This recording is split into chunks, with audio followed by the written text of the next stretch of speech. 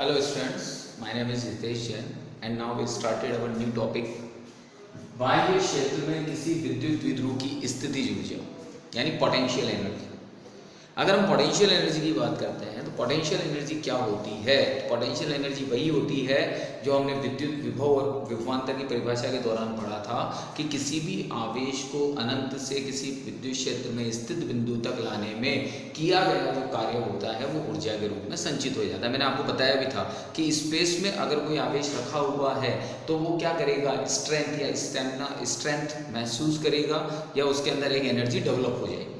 ठीक है, तो यहाँ पर हम ये कहते हैं कि जब विद्युत द्विध्रुव की बात करते हैं, जैसा हमारा टॉपिक है बाह्य क्षेत्र में कोई विद्युत द्विध्रुव है उसकी स्थिति ऊर्जा क्या होगी, तो हम कहते हैं किसी भी विद्युत द्विध्रुव को अनंत से विद्युत क्षेत्र में लाने में जो किया गया कार्य है वो विद्युत स्थितिज ऊर्जा के रूप में संचित हो जाता है। आ रही बात समझ में? किसी भी विद्युत द्विध्रुव को अनंत से विद्युत क्षेत्र में लाने में किया गया कार्य विद्युत स्थितिज ऊर्जा के रूप में संचित हो जाता है। यहाँ पर हमारे पास में एक ई समरूप विद्युत क्षेत्र है और अनंत से हम एक विद्युत द्विध्रुव AB को कहाँ ला रहे हैं? विद्युत क्षेत्र के अंदर, और इस तरह से ला रहे हैं कि ये विद्युत क्षेत्र के समानांतर प्रवेश करे। अब सबसे पहली बात सोचने की यह है कि जब आप विद्युत क्षेत्र के अंदर आप उसे ला रहे हैं तो हम क्या जानते हैं कि प्लस क्यू आवेश पर तो विद्युत क्षेत्र की दिशा में बल लगता है जिधर विद्युत क्षेत्र है, और माइनस क्यू आवेश पर विद्युत क्षेत्र के विपरीत बल लगता है। तो जब आप AB द्विध्रुव को इस तरह से ला रहे हैं तो जो ये प्लस क्यू आवेश है, ये प्लस क्यू आवेश तो क्या हो रहा है, विद्युत क्षेत्र तो यूं है और ये प्लस क्यू आवेश यूं जा रहा है, तो इसका मतलब ये प्लस क्यू आवेश विरोध कर रहा है। इस प्लस क्यू आवेश का क्या होगा? विरोध। क्यों? क्योंकि इसे तो किस दिशा में जाना है? विद्युत क्षेत्र की दिशा में जाना है। तो यहाँ पर जो कार्य होगा वो प्लस क्यू आवेश द्वारा किया जाएगा या प्लस क्यू आवेश द्वारा करना पड़ेगा या प्लस क्यू आवेश पर करना पड़ेगा। ठीक है, जबकि माइनस क्यू आवेश तो उसी दिशा में जा रहा है जिस दिशा में उसे जाना है, तो इस पर कार्य कौन करेगा? विद्युत क्षेत्र। ये दोनों चीजें समझने वाली है, ध्यान समझिएगा। हमने कहा कि एक ई समरूप क्षेत्र है, एक ई समरूप विद्युत क्षेत्र है, और उस विद्युत क्षेत्र में हम एक विद्युत द्विध्रुव को विद्युत क्षेत्र के समानांतर एंटर करवाते हैं। एंटर करवाएंगे तो प्लस क्यू आवेश पर बल लगेगा QE और माइनस क्यू आवेश पर बल लगेगा माइनस QE, जो क्षेत्र के विपरीत दिशा में कार्य करता है। तो इसका मतलब ये हुआ कि माइनस क्यू तो विद्युत क्षेत्र के कारण से ऑटोमेटिकली सही दिशा में जा रहा है, तो विद्युत क्षेत्र उस पर कार्य कर रहा है, लेकिन क्यू को विद्युत क्षेत्र की दिशा में भेजने के लिए हमें उस पर कार्य क्या करना पड़ रहा है? बाह्य कार्य करना पड़ रहा है। तो क्यू पर तो बाह्य कार्य किया जा रहा है और माइनस क्यू पर कौन कार्य कर रहा है? विद्युत क्षेत्र कार्य कर रहा है, पहली चीज। दूसरी चीज, माइनस क्यू आवेश को क्यू आवेश की तुलना में 2a दूरी ज्यादा तय करनी पड़ेगी। देखिए ये क्यू यही रह गया, माइनस क्यू यहाँ चले गए, कितनी दूरी ज्यादा तय करनी पड़ी?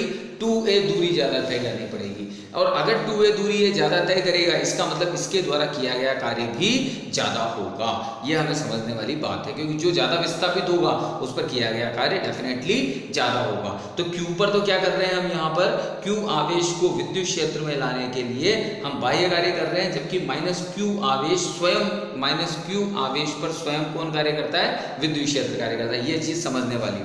और माइनस क्यू आवेश प्लस क्यू की तुलना में कितनी दूरी ज्यादा तय कर रहा है? 2a दूरी, तो किया गया कार्य भी क्या होगा? ज्यादा होगा। ठीक है, तो यहां पर माइनस क्यू आवेश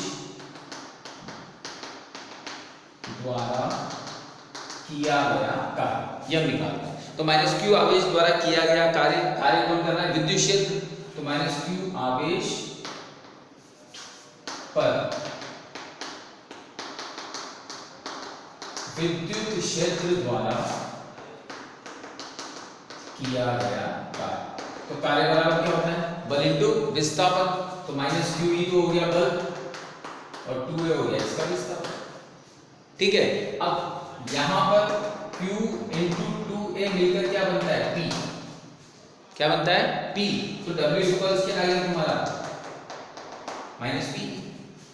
W इक्वल्स माइनस PE। ये क्या आ गया तुम्हारा? किया गया कार्य किस पर? माइनस क्यू आवेश पर।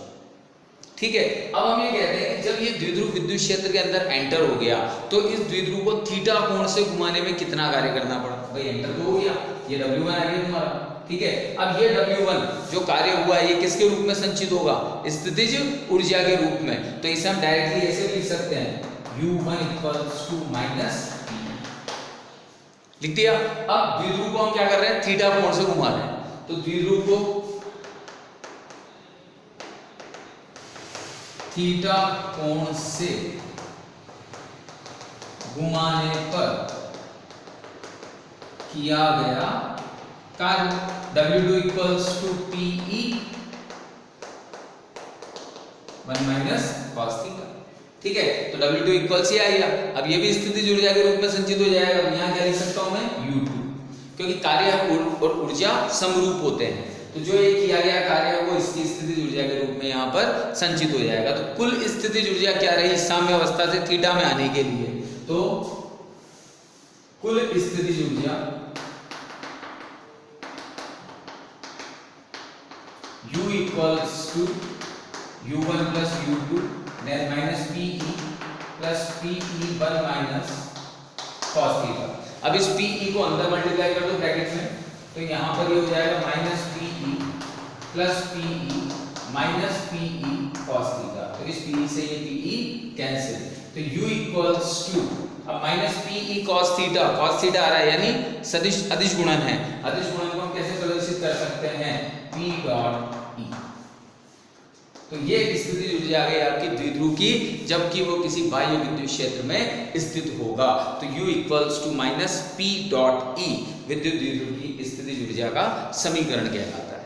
अब कुछ स्पेशल केसेस हैं जो अधिकतर एग्जाम में पूछे जाते हैं, और जब कोई डेरिवेशन आएगा तो डेफिनेटली हमें उसके स्पेशल केसेस भी बताने पड़ते हैं। ठीक है, तो सबसे पहले हम केस 1 की बात करते हैं। केस 1 में हम ये कहते हैं कि अगर विद्युत द्विध्रुव जो है, जो विद्युत द्विध्रुव जब हम किसी भी विद्युत क्षेत्र के अंदर लाते हैं, तो विद्युत क्षेत्र के अंदर लाने पर विद्युत क्षेत्र के कारण से उस द्विध्रुव पर एक पराघूर्ण उत्पन्न होता है। ठीक है, तो यहाँ पर हम ये कहते हैं कि यदि विद्युत द्विध्रुव आघूर्ण यानी P और E दोनों अगर समान दिशा में है, विद्युत द्विध्रुव आघूर्ण की दिशा, और क्योंकि देखो यहाँ पर माइनस Q से प्लस Q, विद्युत द्विध्रुव आघूर्ण की दिशा माइनस से प्लस होती है, विद्युत द्विध्रुव आघूर्ण की डायरेक्शन आप लोगों को बता रखी है माइनस से प्लस। तो अगर E, P और E दोनों एक ही दिशा में हैं, तो थीटा इक्वल्स क्या हो जाएगा, 0। तो U इक्वल्स क्या होगा तुम्हारा, माइनस PE। और अगर ये दोनों एक ही दिशा में हैं, तो फिर इस स्थितिज ऊर्जा में स्थितिज ऊर्जा की जो वैल्यू आएगी वो कितनी आएगी, माइनस PE।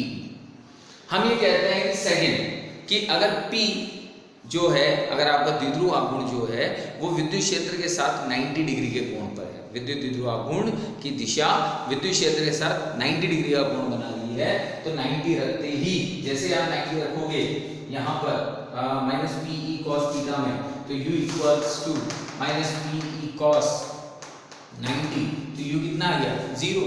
U 0 आने का मतलब स्थितिज ऊर्जा क्या हो गई, शून्य हो गई। ठीक है, स्थितिज ऊर्जा शून्य हो गई। अब पहली चीज, पहला वाला जो हमने निकाला था इसको समझिएगा, फर्स्ट जो निकाला था जिसके अंदर P और E दोनों समान दिशा में थे, तो ये स्थिति तो कहलाती है स्थायी संतुलन की अवस्था। क्यों, क्योंकि द्विध्रुव विद्युत क्षेत्र के समान दिशा में रखा हुआ है। ठीक है, तो ये तो स्थायी संतुलन की अवस्था कहलाती है, और इस स्थिति में जो स्थितिज ऊर्जा होती है वो न्यूनतम होती है, माइनस PE। ठीक है, सेकंड केस एक सामान्य केस है जिसमें स्थितिज ऊर्जा शून्य हो गई। थर्ड केस में हम ये कहते हैं कि अगर आपने विद्युत द्विध्रुव को विद्युत क्षेत्र से 180 डिग्री पर घुमा दिया, यानी विद्युत क्षेत्र में पहले समानांतर था, आपने 180 पे घुमा दिया, तो जैसे ही 180 पे घुमाओगे तो यहाँ आ जाएगा cos 180। cos 180 की वैल्यू क्या होती है, -1, तो -1 होती है क्या हो गया, PE। अब अगर कोई चीज ऐसे संतुलन में है और यूं कर दिया, तो ये कौन सी अवस्था हो गई, असंतुलन अवस्था, अस्थायी अवस्था। तो ये जो केस थर्ड है ये अस्थायी संतुलन की अवस्था कहलाता है, और जो केस फर्स्ट था वो स्थायी संतुलन की अवस्था कहलाता है। तो इस तरह से विद्युत द्विध्रुव की स्थितिज ऊर्जा हम ज्ञात कर सकते हैं। ओके बेटा, थैंक यू।